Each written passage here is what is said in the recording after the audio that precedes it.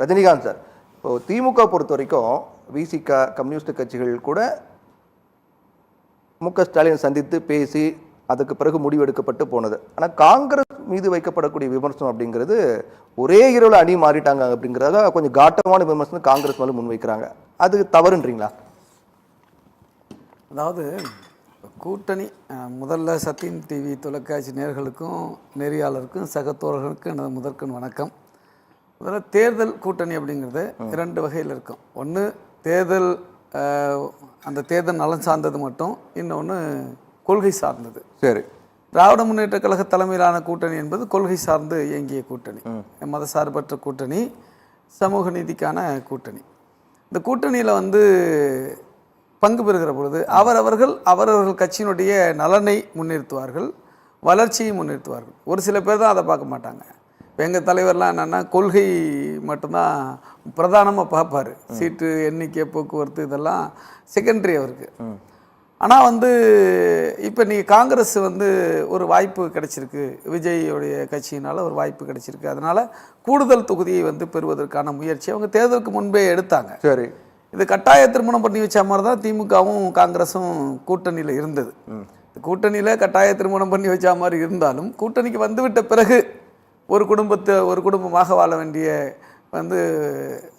சூழல் உண்டுன்னு வச்சிங்களேன். அந்த அடிப்படையில் இன்றைக்கி ஒரு மிகப்பெரிய ஒரு தோல்வி என்பது இந்த கூட்டணிக்கு உள்ள. அங்கதான் ஒரு கேள்வி வருது. என்னன்னா, இப்ப நீங்க சொன்ன கட்டாயப்படுத்தி அமைக்கப்பட்ட கூட்டணின்னு சொல்றீங்க. ஆனா கூட்டணி அமைச்ச பிறகு எல்லாரும் ஒன்று சேர்ந்து உழைப்பது அப்படிங்கறதா ஒரு சரியான ஒரு நடவடிக்கை.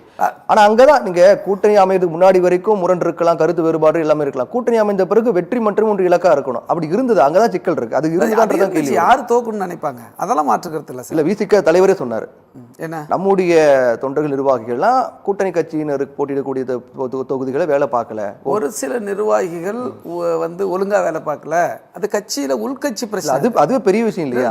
ஒரு சில நிர்வாகிகள் உரிய வகையில எஃபோர்ட் எடுக்கல, ஒழுங்கா வேலை பார்க்கல, அவர்கள் யார் என்று கண்டுபிடித்து நடவடிக்கை எடுக்கப்படும் சொன்னார். அந்த ஒரு சில நிர்வாகிகள் என்பது ஒட்டுமொத்த நிர்வாகிகள் பேர் கிடையாது. தரப்புல அதோட தலைவர் வெளிப்படையாவே பேசுறாரு அப்படின்னா அதை நம்ம சாதாரணமாக கடந்து பார்க்க முடியாது. அதே போல காங்கிரஸும் தொடர்ச்சியாக கூட்டணி அமைத்த பிறகு கூட பல தலைவர்கள்லாம் முரணான கருத்துக்கள் முன் வச்சுட்டு வந்தாங்க. இதெல்லாமே மக்கள் கிட்ட ஒரு எதிர்மறை தாக்கத்தை உண்டாக்குது. தேர்தலுக்கு பிறகு எல்லா கட்சியிலும் இருக்க நடைமுறை இது. எங்க தலைவர் மட்டும் இல்ல, இன்னைக்கு திமுகவில் ஐவர் குழு அமைச்சிருக்கிறாங்க. எதனால அந்த தோல்விகள் ஏற்பட்டது அப்படின்னு ஆய்வு நடக்குதா இல்லையா? அது மாதிரி தோல்வி ஏற்பட்ட எல்லா கட்சிகளிலும் எல்லா காலகட்டங்களிலும் இந்த ஆய்வுகள் நடப்பது உண்டு. அப்போ இந்த ஆய்வும் இந்த தலைவருடைய விமர்சனமும் என்பது கட்சி உள்கட்சிக்கானது. ஆனால் ஒரு கூட்டணி தோல்வி அடைய வேண்டும் என்று யாரும் நினைக்க மாட்டாங்க. அப்படி வாய்ப்பு கிடையாது. தேர்தல் ஒழுங்காக வேலை பார்க்கல, ஒழுங்காக ஓட்டு ஷேர் ஆகலை என்று குற்றச்சாட்டுகள் வரலாம். ஆனால் தோற்கணும் அப்படின்னு ஒருபோதும் நினைக்க மாட்டாங்க. ஆனால் ஒரு மிகப்பெரிய அலை ஏற்பட்டு இன்னைக்கு இந்த தோல்வி ஏற்பட்டிருக்குதுன்னு வச்சுங்களேன்.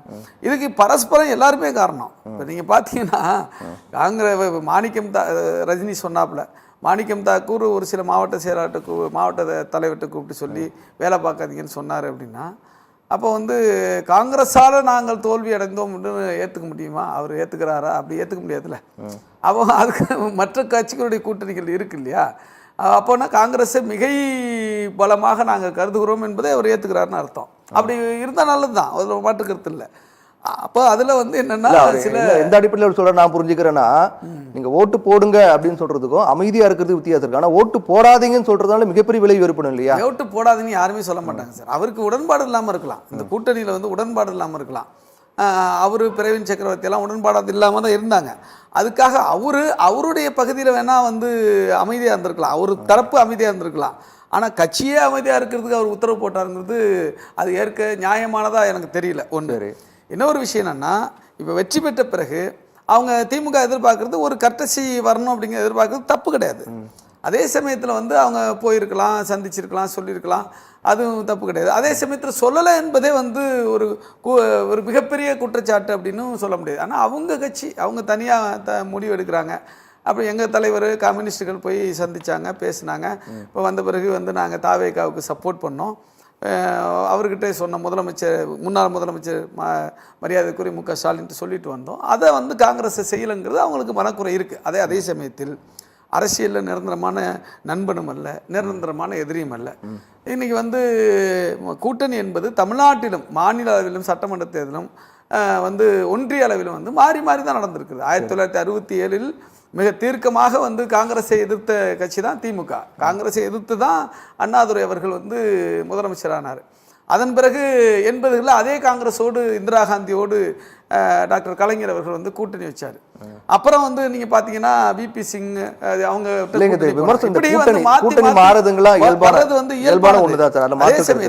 இன்னைக்கு கேள்வி எங்க வருதுன்னா நான் சொல்லிடுறேன். இன்னைக்கு வந்து ஒரு தொங்கு சட்டசபை வந்துருச்சு. இந்த வாய்ப்பை வந்து நாம் ஏன் பயன்படுத்தி கூடாது என்று நினைப்பது வந்து தப்பு கிடையாது. நாங்களும் அப்படிதான் பயன்படுத்தி இருக்கிறோம், விசிகாவும் அப்படிதான் பயன்படுத்தி இருக்கு. ஏன் நினைக்கிறோம்? நாங்கள் விஜய் அவர்களை வந்து பாஜகவுடைய வந்து நபரா அவர் இல்லை என்பதை உறுதிப்படுத்தி கொண்டோம். அப்போ பாஜகவுடைய நபரா இருந்தா காங்கிரஸோடு அவர் வர முடியாது, காங்கிரஸுக்கு மினிஸ்ட்ரி கொடுக்க முடியாது. தேர்தலுக்கு முன்பு வரைக்கும் 59 ஆண்டுகளுக்கு முன்பு வரைக்கும் தற்போதைய முதலமைச்சர் விஜயை கடுமையாக விமர்சித்தவர் விசிகவுடைய தலைவர். RSS உடைய பிள்ளை அப்படின்லாம் சொல்லி பாஜகவுடைய பின்புலமாக இருக்கு, தலித் வாக்குகள் சிறுபான்மை வாக்குகள் சிதறடிப்பதற்காக பாஜகவில் களமிறக்கப்பட்டவர் அப்படின்லாம் கடுமையான விமர்சனம் முன்வைச்சார். தேர்தலுக்கு பிறகு நிலைப்பாடு மாறுதுன்னு போது எனக்கு கொஸ்டின் வருது. அதுதான் அது என்னன்னா, தேர்தலுக்கு முன்பு எங்களுக்கு அந்த சந்தேகம் இருந்ததும் நாங்கள் விமர்சனம், நானே இதே சத்தியம் தொலைக்காட்சியில் நான் கடுமையாக விமர்சனம் பண்ணியிருக்கிறேன், அதில் மாற்றுக்கிறது இல்லை. ஆனால் அவர்கள் மீது எங்களுக்கு என்ன வருத்தம் இருந்துச்சுன்னா, அவங்க கொள்கை எதிரின்னு சொல்றாங்க, அதை வந்து பாஜக எதிர்த்து அவர்கள் கொள்கையை விமர்சிக்க மாட்டேங்கிறாங்க, அதை எதிர்த்து பேச மாட்டேங்கிறாங்கிற அந்த கேள்வி வந்து எங்களுக்கும் இருந்தது, எல்லாருக்கும் இருந்துச்சு. ஆனால் அதே சமயத்தில் ப்ரீபோல் அலைன்ஸில் அவங்க பாஜக நெருக்கடி கொடுத்துச்சு. விஜய் வந்து தன்னோட வரணும் அப்படின்னு சொல்லிட்டு அவருடைய ஜனநாயகன் வந்து திரைப்படத்தை முடக்குனாங்க. அப்படி முடக்கும் பொழுதும் கூட அவர் வந்து எதிர்த்து பேசல. ஆனால் அந்த நெருக்கடிக்கு ஆளாகலை, அதுக்கு ஈல்டாகலை அவர். அதே போல் சம்மன் மேலே சம்மன் அனுப்புனாங்க டெல்லியிலேருந்து. நம்ம கரூர் இன்சிடெண்ட்டுக்காக சிபிஐ சம்மன் வந்து 1, 2, 3 அனுப்புனாங்க. அப்படி மிரட்டப்பட்ட பிறகும் விஜய் அவர்கள் வந்து அதுக்கு ஈல்டாகலை. இது பிரிப்போல் நடந்தது. அப்போ அவர் மீது ஒரு நம்பிக்கை எங்களுக்கு பிறந்தது. அவர் பேசலை ஆனால் செயலில் காட்டுறாரு அப்படின்னு நாங்கள் புரிஞ்சுக்கிட்டோம். ஆஃப்டர் வந்து போஸ்ட் போல்லையும் என்னன்னு கேட்டிங்கன்னா, அவர் என்டிஏ கூட்டணியை அணுகவே இல்லை. என்டிஏ கூட்டணியில் இருக்கிற பாஜகவையோ அதிமுகவையோ கட்சி ரீதியாக அதிமுகவையோ பாமகவையோ அந்த பகுதியில் இருக்கிற யாருக்கிட்டையும் டிடிவி தினகரனையும் அணுகலை. மதசார்பற்ற நபர்களை தான் அவர் தேடுறாரு. அப்போ அங்கே கொத்தா இப்போ 4 சீட்டு ஒரு பாமக வச்சிருக்கிறாங்க, 47 சீட்டு அதிமுக வச்சிருந்தாலும் கூட வேலுமணி தரப்பு அணுகுனாரு. அதுக்கு பிறகு இடதுசாரிகள் விசிகெல்லாம் கடுமையாக கோரிக்கை வச்சாங்க, அவங்க அமைச்சர்கள் பண்ணுவோம் அப்படின்னு. அதுக்கு பிறகுதான் முடிவு மாத்தினாரு அப்படிலாம் சொல்லப்பட்டது இல்லை. இல்லை கட்சியை அணுகுவது என்பது வேறு. அவர்கள் தங்களுடைய தலைமையிலிருந்து விடுவிச்சுட்டு வந்து தாவேகாவுக்கு வந்து சப்போர்ட் பண்றது என்பது வேறு. அப்போ வந்து எங்களை தான் அணுகிறாரு, எங்களுக்காக காத்திருக்கிறாரு, ஸ்ட்ரகிள் பண்றாரு. அப்போ மதசார்பற்ற நபர்களை தான் அவர் தேடுறாரு. அங்கிற அடிப்படையில் தான் நாங்கள் வந்து அவருக்கு முதல்ல வெளியிலிருந்து ஆதரவு கொடுத்தோம். அரசியல் சூழல்களாக நாங்கள் உள்ள இருந்து ஆதரவு கொடுக்குறோம். அதே சமயத்தில் என்னவா இருந்தாலும் சார், இது வந்து கிவ் அண்ட் டேக் பாலிசி தான். நீங்க அதாவது திமுக பலம் எங்களுக்கு, எங்கள் பலம் திமுகவுக்கு, எங்க ஓட்டுல தான் நீங்க ஜெயிச்சிங்க அப்படின்னு சொல்லுவது வந்து நியாயம் இருப்பதா எனக்கு தெரியல. 2 தொகுதியில் திமுகவால் நாங்கள் வெற்றி பெற்றோம் என்று சொன்னால் 73 தொகுதிகளில் விசிகாவும் வாக்கு செலுத்தியிருக்கிறது, காங்கிரஸும் வாக்கு செலுத்தியிருக்கிறது, கூட்டணி இருக்கிற கம்யூனிஸ்டுகளும் வாக்கு செலுத்தியிருக்கிறார்கள். ஆகவே இது வந்து தோல்வி அடைந்த பிறகு இப்படி பரஸ்பரம் வந்து குற்றம் சாட்டிக் கொள்வது என்பது நியாயம் இல்லை. அதே சமயத்தில் இன்னைக்கு கோபத்தில் பேசலாம், நாளைக்கே சூழல் மாறுவதற்கான வாய்ப்புகள் வந்து வரலாம். அது எதுவுமே நம்ம சொல்ல முடியாது. சரி, ஓகே ஓகே ரஜினி சார், இது குதிரை பேர் அப்படிங்கிற குற்றச்சாட்டு நீங்க எப்படி பாக்குறீங்க? நீங்க அன்னைக்கு அந்த நாளை பார்த்தீங்கன்னா கூட அந்த இரவு டிடிவி தினகரன் அவர் சார்பாக போட்டியிட்ட வேட்பாளர் காமராஜ் அப்போதே குதிரை பேரத்தில் ஈடுபட்ட வீடியோ வெளியானது.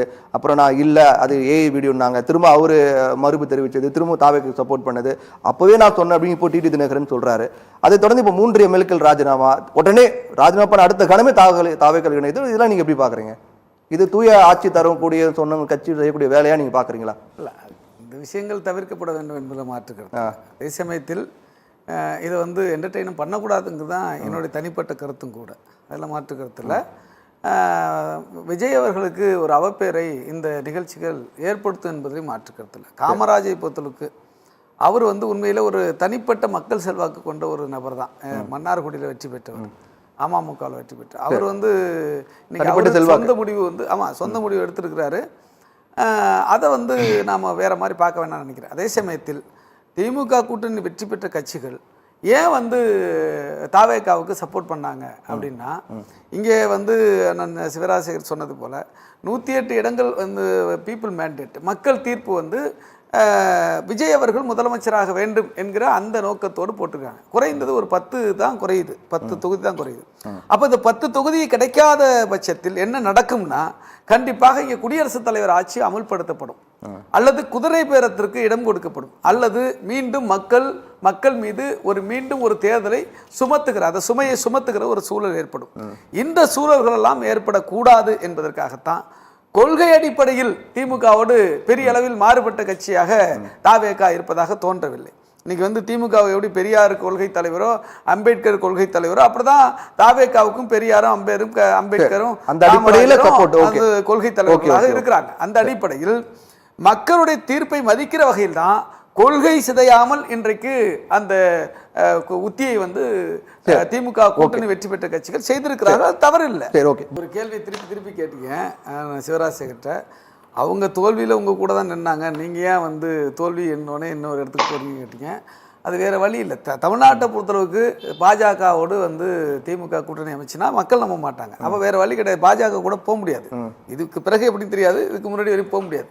ஆகவே அது ஒரு விஷயம் இருக்குது. பாஜகவோடு யார் போனாலும் அழிந்து தான் போவார்கள். எப்படி அதிமுக காணாமல் போயிடுச்சு அது மாதிரி தான், எப்படி வந்து சிவசேனா காணாமல் போச்சு அது போல தான். ஆகவே வந்து அந்த நிலைப்பாட்டை நிச்சயமாக திமுக தலைவர் மு க ஸ்டாலின் அவர்கள் எடுக்க முடியாது.